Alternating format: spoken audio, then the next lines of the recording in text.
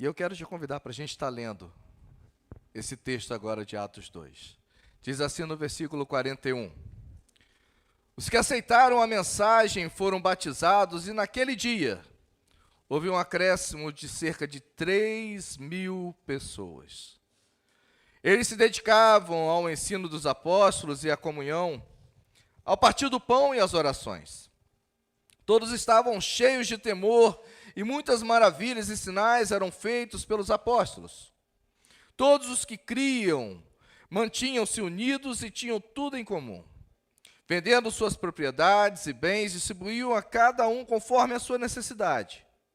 Todos os dias, continuavam a reunir-se no pátio do templo, partiam pão em suas casas e juntos participavam das refeições com alegria e sinceridade de coração, louvando a Deus e tendo a simpatia de todo o povo. E o Senhor lhes acrescentava todos os dias os que iam sendo salvos. Curva sua fronte, sua cabeça mais uma vez. Vamos estar falando com Deus. Senhor Deus, querido Pai, soberano Deus Criador. Mais uma vez, Senhor, te louvamos, ó Pai, pelo privilégio que temos, Senhor, de estar na Tua presença, ó Pai. E nesse momento, Senhor, que a Tua palavra foi lida, que é um privilégio para nós, podermos abrir a Tua palavra, ler a Tua palavra e compartilhar a Tua palavra. Que nesse momento, Senhor, que seja apenas o Teu Santo Espírito a falar aos nossos corações. Não me permita, Senhor, falar de mim mesmo, porque nada tenho a acrescentar à Tua igreja. Mas sendo o Teu Santo Espírito a falar, com certeza, com toda a convicção, haverá transformação de vida nesse lugar, nessa noite. Por isso, Senhor, fale aos nossos corações. Ilumine as nossas mentes para compreendermos a Tua palavra e aplicarmos em nossas vidas, Senhor. Pedimos isso em nome de Jesus. Amém. Mais uma vez, qual é o tema desse ano? E o tema para essa noite é tempo de construir uma igreja sadia. É tempo de construir uma igreja sadia. Por meio desse tema, queridos, tempo de construir, nós temos nos preocupado em estar trabalhando, queridos, a igreja sobre os assuntos concernentes à construção, à edificação e à consolidação de tudo aquilo que é necessário para o nosso crescimento e nosso amadurecimento cristão. Nós temos nos preocupado em estar trazendo palavras de edificação, palavras de meditação, palavras de confronto, mas palavras também baseadas na Bíblia, palavras transformadoras, que nos ajudarão nesse sentido.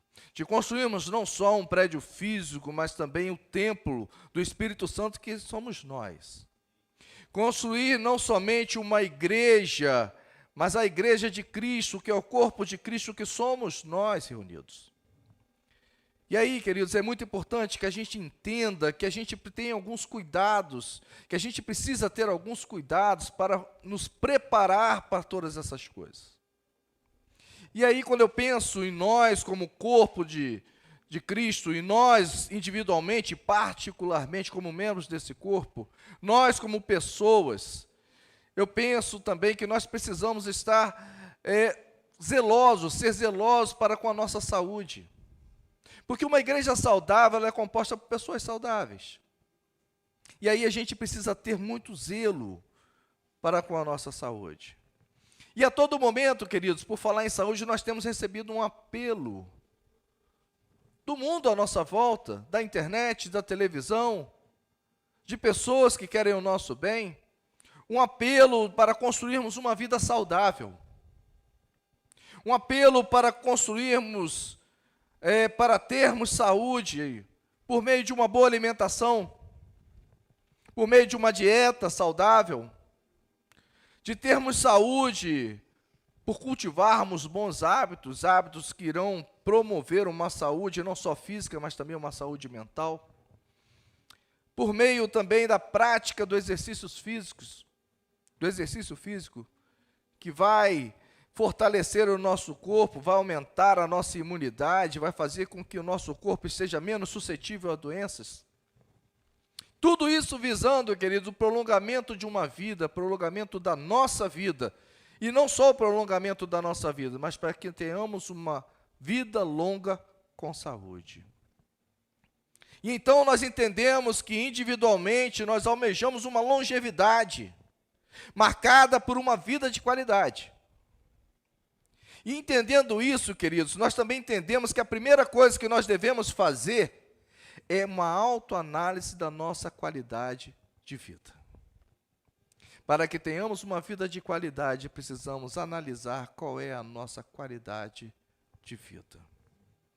Qual é a qualidade da saúde do nosso corpo, que é o que a teologia vai dizer que é a porção material.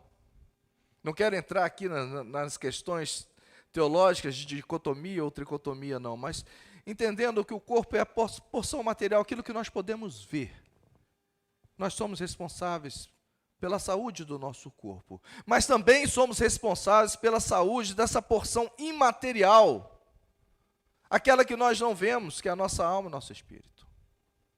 E então, eu me lembro de uma frase do poeta, um satirista chamado Juvenal, um satirista romano, que você não vai se lembrar dele, com certeza você não conhece ele, mas com certeza você conhece essa frase: mens sana in corpore sano.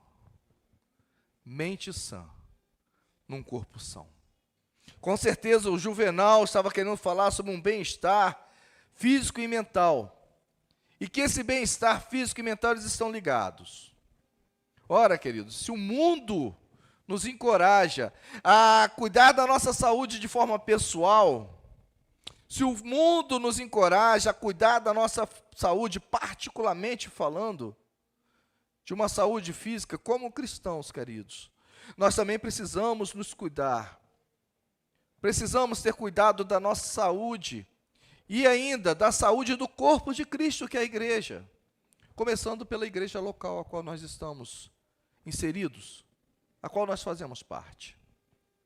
E aí, ao olhar para esse texto de Atos 2, através da narrativa dos primeiros registros da igreja primitiva, nós podemos observar o crescimento, não um crescimento qualquer, mas um crescimento saudável de uma igreja que nós consideramos, e que a palavra do Senhor nos aponta como uma igreja modelo para todos nós. E aí fica uma pergunta, algumas perguntas no nosso coração. Eu tenho certeza que vocês também podem estar se perguntando: o que é uma igreja biblicamente saudável? O que é uma igreja biblicamente sadia? Quais são as qualificações para se considerar essa igreja como uma igreja sadia, uma igreja saudável? E pensando em nós, e pensando nossa igreja local, em nós como corpo de Cristo, nós como a congregação da Igreja Batista, uma Igreja Batista do Parque Alphaville, congregação ainda da primeira Igreja Batista do IPS, em que nós precisamos ser transformados para sermos uma igreja sadia. Em primeiro lugar, queridos, uma igreja sadia é uma igreja que possui membros espiritualmente sadios. A igreja só pode ser sadia quando tudo que compõe essa igreja estiver sadio. Recorram comigo no versículo 42.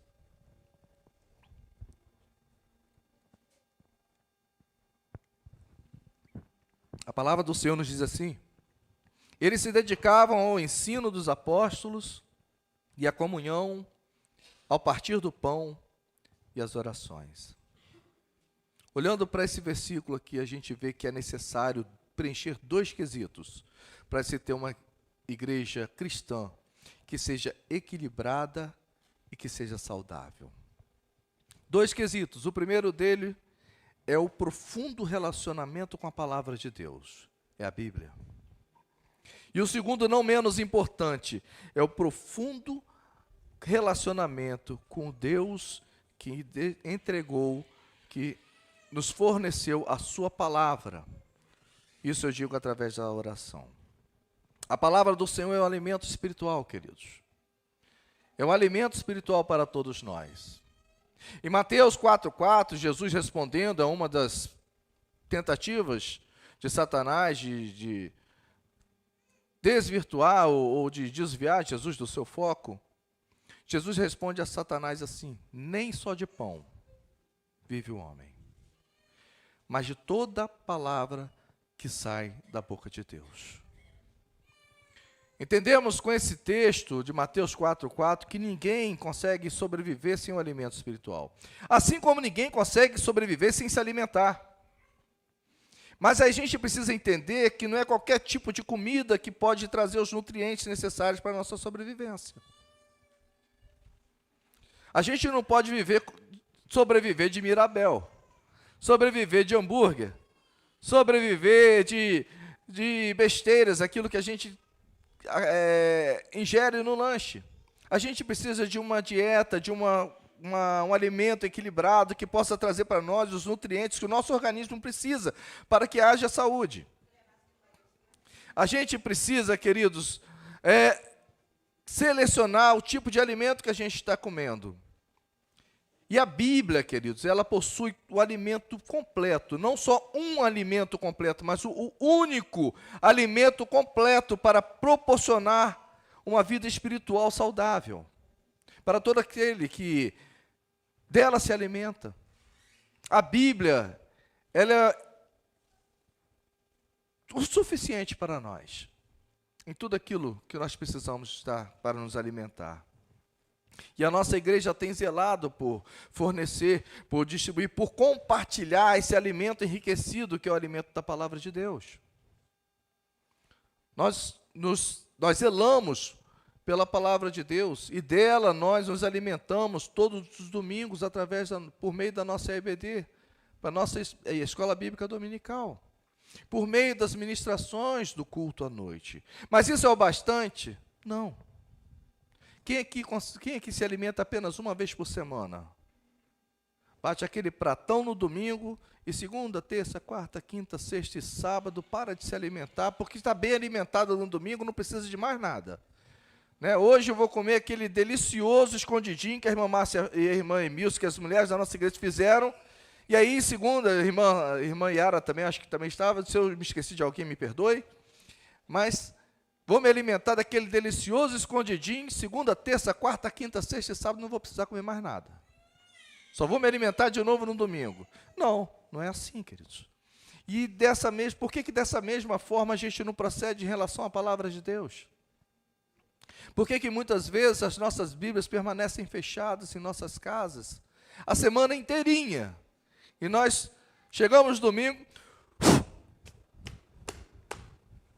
botamos debaixo do braço e aí a gente vem para a casa do Senhor.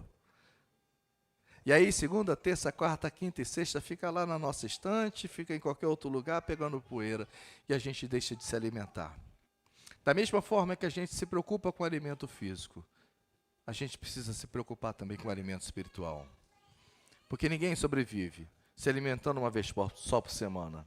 E a busca pela palavra de Deus deve ser uma luta diária para todos nós. Isso me lembra uma frase de Martin Lloyd Jones que diz que a luta para encontrar tempo para ler a Bíblia é a luta pela sobrevivência. Vou repetir para os irmãos. Martin Lloyd Jones diz que a luta para encontrar tempo para ler a Bíblia. Deixa só. Amém. A luta para encontrar tempo para ler a Bíblia é a luta pela sobrevivência. O que ele estava querendo dizer, queridos, é que nós, como cristãos e como igreja, nós precisamos nos empenhar para encontrar tempo para recebermos do alimento espiritual. Para que a gente possa estar meditando na palavra de Deus, como uma luta pela nossa sobrevivência.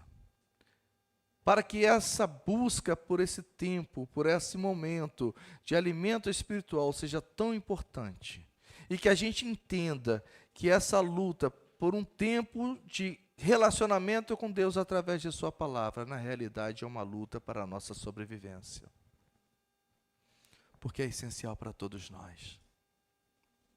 O hábito, queridos, de meditar na palavra de Deus, ele traz muitos benefícios, traz efeitos saudáveis, traz efeitos indispensáveis para a vida de cada um de nós. O hábito de ler a palavra de Deus, ou através da leitura da palavra de Deus, é que nós podemos conhecer a Deus. Uma das maiores curiosidades do ser humano é saber quem é Deus. E essa curiosidade, ela só é sanada. A gente só mata essa curiosidade quando a gente abre a palavra de Deus. Porque nela está contido tudo aquilo que Deus se deixou ser revelado para nós. É impossível descortinar a pessoa de Deus. Porque Ele está muito além da nossa compreensão, da compreensão humana. Ele está muito além daquilo que nós podemos compreender, entender, que nós conseguimos captar a respeito dele. Mas Ele deixou tudo aquilo que o Senhor julgou necessário para que nós conhecêssemos a respeito dele. Da mesma forma, o hábito de ler a palavra de Deus e por meio da reflexão, da meditação na palavra de Deus, nós podemos conhecer a vontade de Deus. Não somente quem Deus é, mas aquilo que Deus espera de nós. Daquilo que Deus gosta, daquilo que Deus não gosta. Daquilo que Deus aprova, daquilo que Deus acha, considera como abominável. Nós só podemos conhecer todas essas coisas se nós tivermos um relacionamento profundo com a palavra de Deus. Da mesma forma, nós aprendemos a discernir a voz de Deus. Discernir qual é a voz de Deus, que nos dá capacidade para entender e para julgar se aquilo vem de Deus ou se não vem de Deus. Para entender se o alimento que nós estamos recebendo através da administração de uma outra pessoa é o alimento puro, o alimento que é suficiente para nós, vindo da palavra de Deus, ou se vem de alguma palavra humana. Através do conhecimento da palavra de Deus, através da leitura da palavra de Deus, da meditação regular, disciplinada da palavra de Deus, nós obtemos fé, fortalecimento da nossa fé. E eu me lembro que em Romanos 10:17 diz que a fé vem pelo e ouvir da palavra de Deus. A fé vem pelo ouvir e ouvir da palavra de Deus. É onde nós encontramos também sabedoria para a nossa tomada de decisão. Hoje pela manhã eu estava falando na nossa EBD que quando a gente se esquece de orar, pedindo a Deus para nos dar sabedoria para tomar decisão, inevitavelmente a consequência para nós é que a gente vai precisar recorrer a Deus para orar, pedir a Deus por um milagre. Muitas vezes nós não precisamos passar por aperto, mas nós nos colocamos em certos apertos porque nós não recorremos a Deus em primeiro lugar. E a palavra de Deus, ela nos dá sabedoria para a tomada de decisões. Provérbios 3, 5 e 6 vai dizer o seguinte: confie no Senhor de todo o seu coração e não se apoie no seu próprio entendimento. Reconheça o Senhor em todos os seus caminhos e Ele endireitará as suas veredas. A palavra de Deus também nos dá força para resistir o pecado. Salmo 119, 11 diz: guardei a tua palavra no meu coração, para não pecar contra o Senhor. E a palavra de Deus também, ela primeiro nos desconstrói de nós mesmos, da nossa limitação, de tudo aquilo que nós temos como errado, de todos os nossos erros, nos desconstrói dos nossos falsos conceitos, dos nossos falsos princípios ou princípios limitados. Mas a palavra de Deus também nos reconstrói e nos transforma para que a gente possa refletir o caráter de Cristo. Tudo isso, queridos, além do fato de ter a Bíblia como sua única regra de fé e prática, é a condição que é indispensável para uma igreja saudável. Toda igreja saudável, queridos, ela tem a Bíblia como a sua única regra de fé e prática. Não temos nenhum outro cânone, nenhuma outra régua, nenhuma outra medida para nosso comportamento, para o nosso entendimento, para o nosso relacionamento com Deus e com os irmãos, para que possamos seguir, a não ser a palavra de Deus, que é suficiente para nós. A palavra de Deus, a Bíblia, é a palavra, não contém a palavra de Deus, mas é a palavra de Deus. não só contém a palavra de Deus, mas ela é a própria palavra de Deus. E nela nós encontramos tudo que precisamos saber e conhecer a respeito de nós, a respeito do pecado, a respeito da chance, da oportunidade de salvação e a respeito do plano de Deus para a salvação das nossas vidas. Mas existe um segundo quesito, que é o quesito da oração. A oração, se a palavra de Deus, ela é o alimento do cristão, a oração é o oxigênio do cristão. De forma que nós não podemos viver, não podemos sobreviver sem a oração. Ela não é uma escolha, queridos, mas ela é uma necessidade vital para cada um de nós. A oração é uma necessidade para cada um de nós. E a oração, ela não se resume a um período do tempo, um período do dia, numa reunião de oração, numa vigília. Ela não se resume a uma parte da sua vida, mas a oração, ela tem que ser o ar que você respira. Ela tem que fazer parte do seu dia o tempo inteiro. Tem que ser uma ação natural, não somente natural, mas também uma ação contínua. Ela tem que ser um meio pelo qual você entende que por ela você está em sintonia com Deus.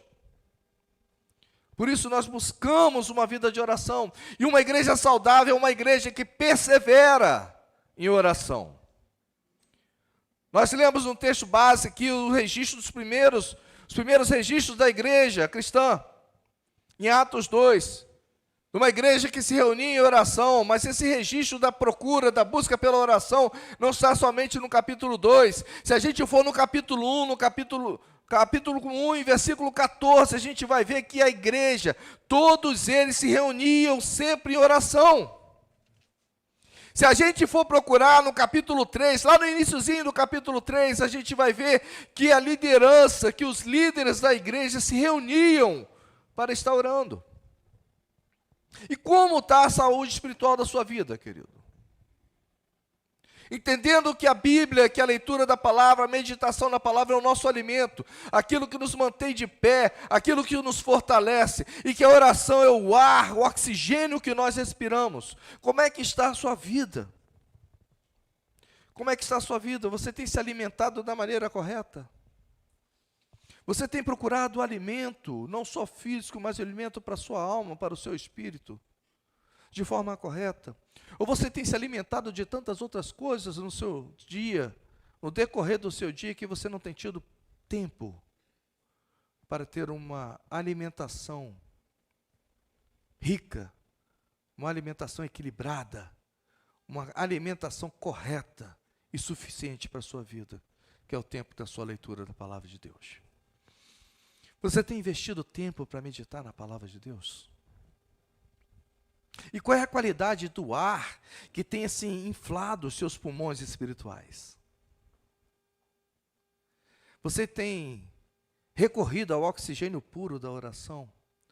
Ou você tem se relacionado com tantas outras coisas, se esquecendo do seu bate-papo diário com Deus?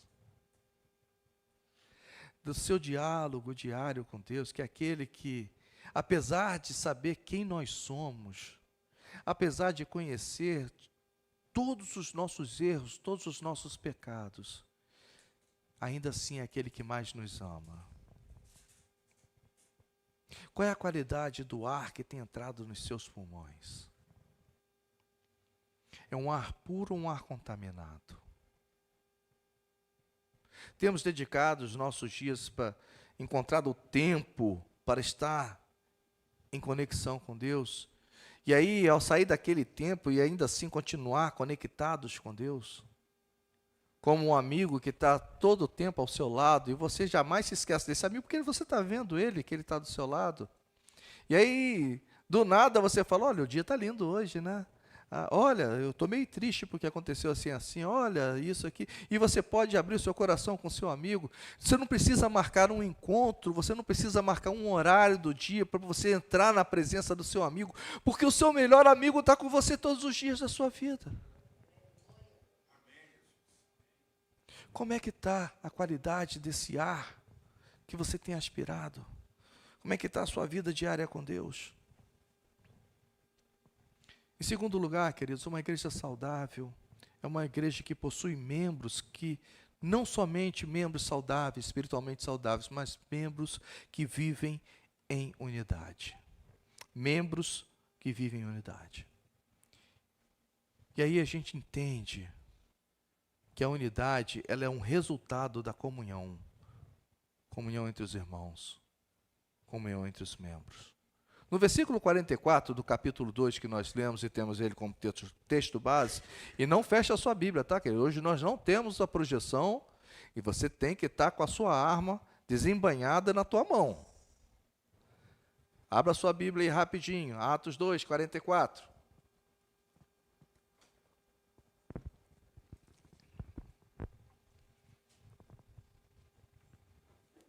Fala assim para nós. Vamos ler aqui para a gente prestar atenção, para a gente voltar a atenção para cá. Todos juntos. Você pode ler na sua versão, tá? Mas nós vamos ler todos juntos. Todos os que criam mantinham-se unidos e tinham tudo em comum.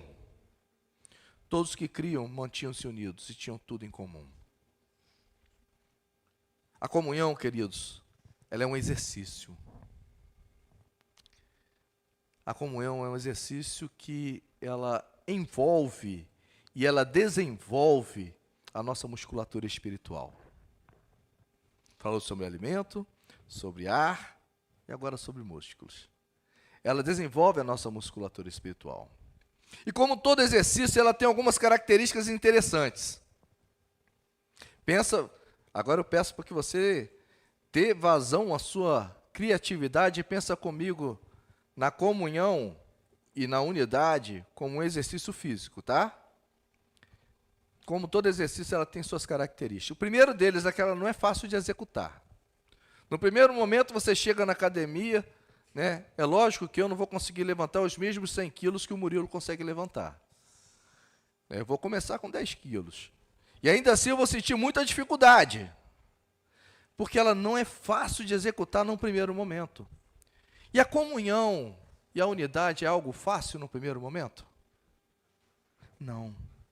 Porque existem diferenças pessoais, diferenças de criação, diferenças de pensamento, diferenças de comportamento.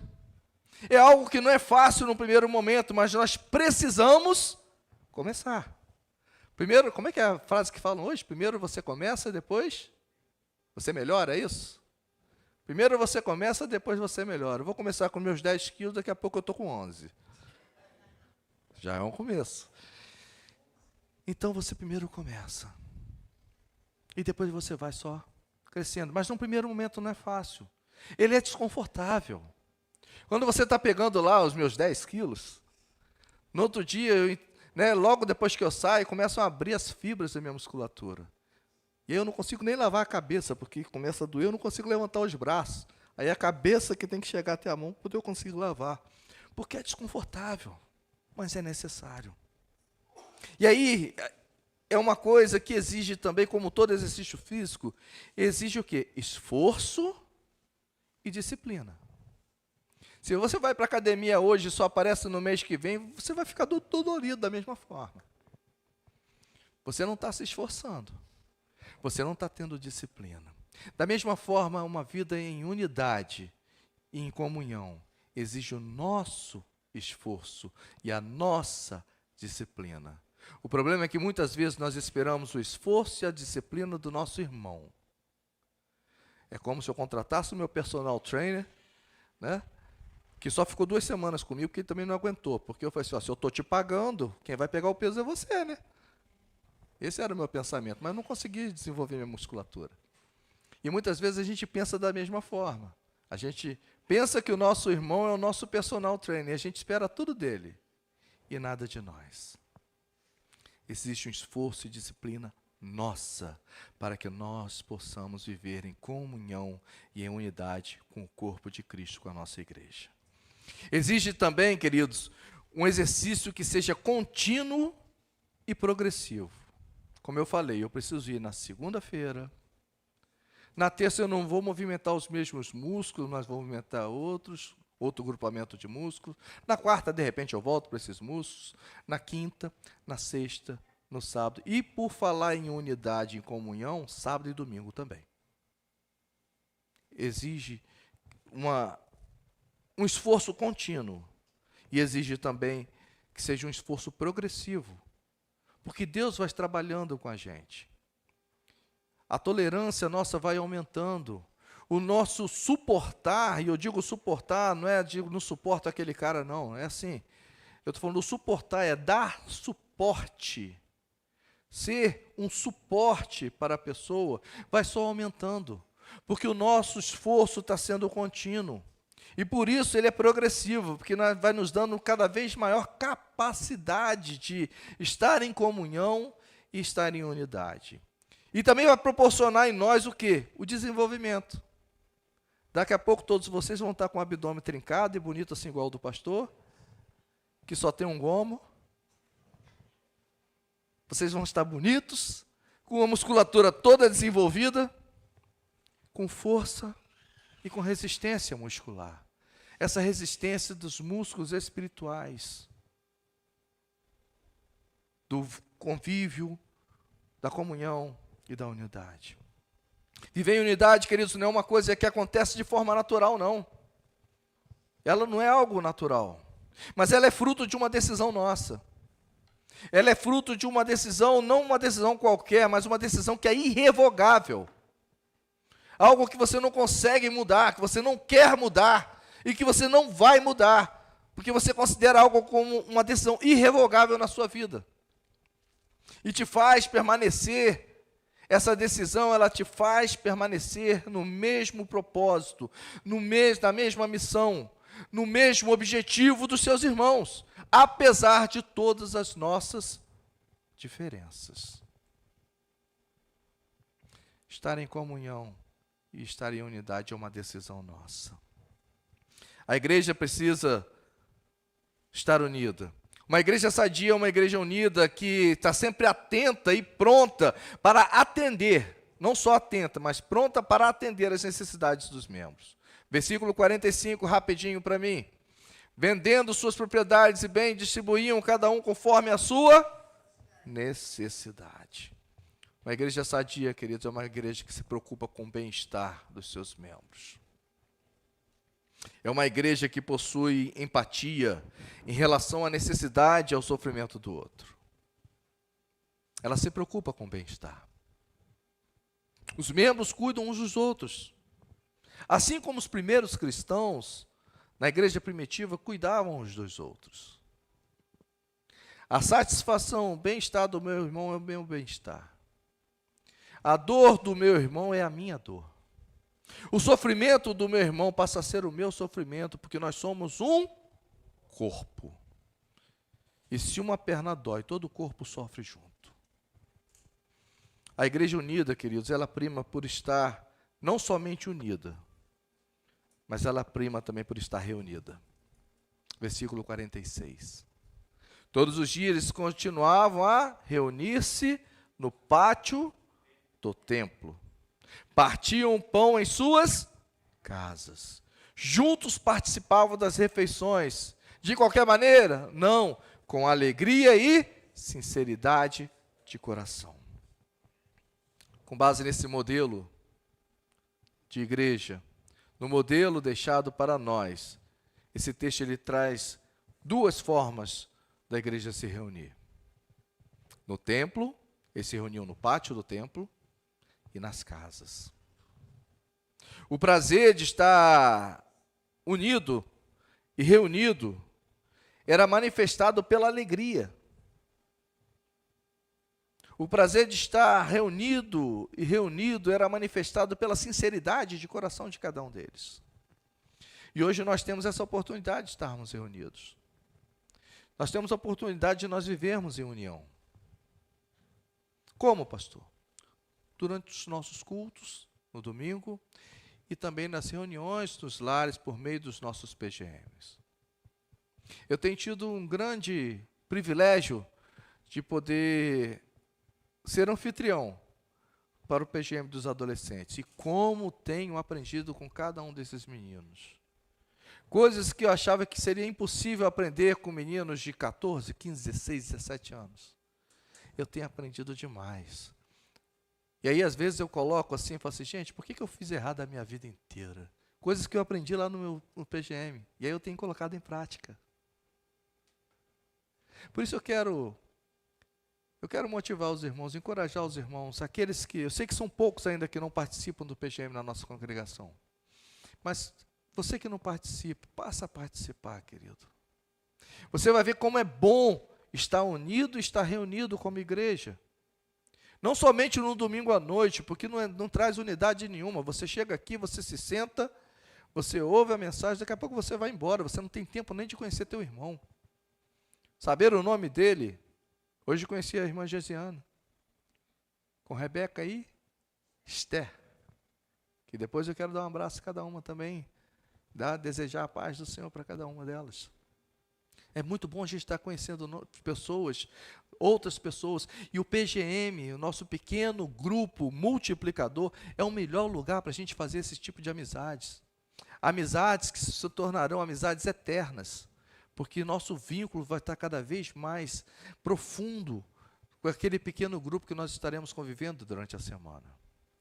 É muito bom e eu quero te encorajar a fazer parte disso, fazer parte desse PGM, fazer parte do PGM. No PGM você vai ter oportunidade, queridos, não somente de cuidar de vidas, mas você vai ter oportunidade também de ser cuidado por pessoas. É um lugar onde a gente põe a prática poimênica, esse aconselhamento de um do outro, entre irmãos, o cuidado entre irmãos.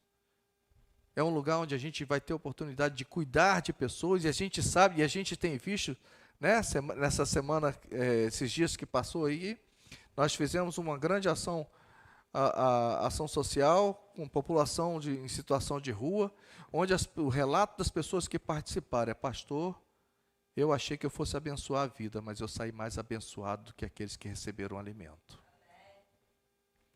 É o prazer, a satisfação que nós temos de cuidar de pessoas. E ao mesmo tempo nós seremos cuidados pelas pessoas que compõem o mesmo PGM que nós. Isso é ser igreja. Isso é construir uma igreja saudável. Isso é construir uma igreja sadia.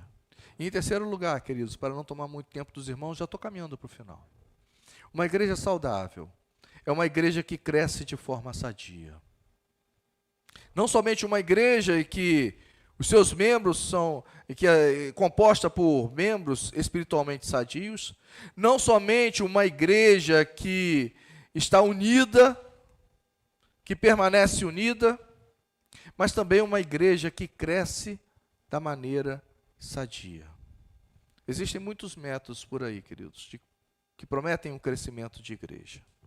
Muitos métodos, né, que são baseados em estratégias de como fazer a sua igreja crescer. Você colocar muitas pessoas dentro de uma igreja não é uma coisa difícil. Se você usar qualquer uma de outra tipo de estratégia. Existem várias estratégias. Algumas que prometem um crescimento instantâneo, como se fosse uma formação instantânea, como se fosse algo instantâneo, como um Nissim miojo, para você fazer crescer a sua igreja. Mas sabe o que acontece, queridos? É que quase todos esses métodos, eles promovem um crescimento acelerado, porém desordenado. E o que não representa, queridos, para nós um aumento. Representa um inchaço. Inchaço é uma coisa boa? Não é. O inchaço é algo que é temporário. E é algo que é prejudicial ao nosso corpo. Da mesma forma, um inchaço no corpo de Cristo na igreja é algo que é temporário. E é prejudicial ao corpo de Cristo. Estar inchado não quer dizer estar cheio. Estar inchado não quer dizer que você cresceu. Quando você tem um inchaço em um lugar, você fica louco para que ele diminua para poder voltar para as condições naturais. O inchaço incomoda, o inchaço ele é prejudicial. A igreja que ela passa por um inchaço, que ela vive um inchaço, consequentemente, inevitavelmente, vai ter uma grande evasão daquelas pessoas. Quando você começa a apresentar algo mais, além da santa doutrina, além do evangelho, além da palavra de Deus, quando você deixa de fazer do púlpito um espetáculo, quando você deixa de estar preocupado em agradar pessoas e não agradar a Deus, quando você deixa de estar, quando você já não tem mais recursos para fazer a igreja crescer em número e não em pessoas convertidas, pessoas lavadas e remidas pelo sangue do Cordeiro, da mesma forma e na mesma velocidade que essa igreja cresce, ou melhor, que essa igreja incha, ela desincha. E a igreja é chamada para crescer, queridos, não só quantitativamente, mas qualitativamente. E se a gente crescer qualitativamente, o que vai acontecer é que naturalmente, esse crescimento vai ser observado, esse crescimento vai ser ressaltado, num crescimento numérico também. Mas não de qualquer forma, mas de pessoas que, assim como as pessoas que antes faziam parte desse corpo, vai ter o acréscimo de pessoas que também têm a mesma preocupação de adorar a Deus, de servir a Deus, e não de ser servidos, não de procurar um bem próximo, o bem próprio, mas de procurar servir a outras pessoas, e principalmente servir a obra do Senhor. O versículo 47 desse texto diz que, louvando a Deus, e tendo a simpatia do povo, e o Senhor lhes acrescentava todos os dias os que iam sendo salvos. Isso me faz lembrar do texto de 1 Coríntios 3,6, quando o apóstolo Paulo diz assim: eu plantei, Apolo regou, mas Deus é quem dá o crescimento. É Deus quem faz crescer. O crescimento numérico da igreja não vai ser promovido pelo pastor Fábio, não vai ser promovido por nenhum de nós. Nós temos a capacidade de sozinho fazer crescer essa igreja. Mas o crescimento numérico vai ser promovido pelo próprio Deus. Mas olha só que coisa interessante. É o Senhor que promove o crescimento da igreja, amém? Mas Ele compartilha com a gente a responsabilidade de trabalhar para esse crescimento. Apolo plantou. Foi Deus quem plantou? A palavra de Deus diz isso? Não. Foi Apolo quem plantou. Quem foi que regou? Foi Paulo quem plantou. Quem foi que regou? Apolo. O crescimento veio de Deus. Mas Deus compartilhou com cada um dos seus servos a responsabilidade de trabalhando para esse crescimento. Uma igreja sadia, queridos, ela depende de membros sadios. E de membros sadios que, por sua vez, dependem do Senhor. Pessoas que, por seu amor, pessoas que, por amor a vidas, pessoas que, por seu comprometimento, trabalham para o crescimento do reino. Pessoas que, por amor e por comprometimento, trabalham por transformação de vidas. E nós precisamos ser essa igreja sadia. Meu desejo para essa noite, queridos, e eu quero te desafiar a isso, é que nós possamos estar empenhados para uma construção de uma igreja sadia nesse lugar. O meu desejo, o meu desafio para essa noite, é que nós possamos ser uma igreja formada por membros espiritualmente sadios. O meu desejo para essa noite é que nós, como igreja do Senhor, e esse é um desafio para nós, é que nós possamos ser pessoas que vivam e que sentem o prazer de viver em comunhão, e que sentem o prazer, a alegria, com sinceridade de coração, de viver em unidade. Que possamos ser pessoas investidas pelo compromisso diante de Deus, de estar trabalhando, de trabalhar para o crescimento, não somente quantitativo da igreja, mas o crescimento qualitativo da nossa igreja. O crescimento na vida cristã, um crescimento e um amadurecimento cristão em nós e para aqueles que hão de compor a igreja de Cristo nesse lugar, aqui no parque, no bairro Alphaville. Que sejamos e que nós venhamos a trabalhar para o crescimento, não quantitativo, mas qualitativo, para a igreja de Cristo inserida aqui nesse lugar, inserida na terra e que vai povoar o reino de Deus. Que tenhamos esse mesmo tipo de comprometimento, que tenhamos esse mesmo tipo de compromisso. Eu quero te desafiar nesse momento a não me deixar sozinho nesse ministério, nesse serviço, nesse servir, nessa missão. E se você, como eu, está convicto, e se você, como eu, quer se colocar, está dizendo agora no seu coração para o Senhor, eu quero fazer parte, eu quero te convidar a se colocar de pé e a gente vai estar orando.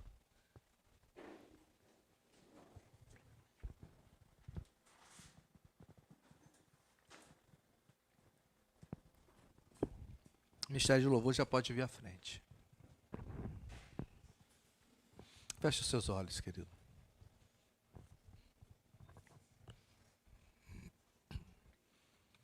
Senhor, obrigado, ó Pai, pela palavra dos nossos corações.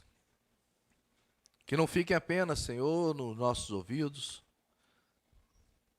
mas, Senhor, que seja uma palavra que tenha penetrado, ó Pai, o coração dos meus irmãos, a ponto de incomodar a cada um desses meus queridos irmãos, de forma que esteja ruminando, que esteja refletindo, meditando nessa palavra durante toda a semana.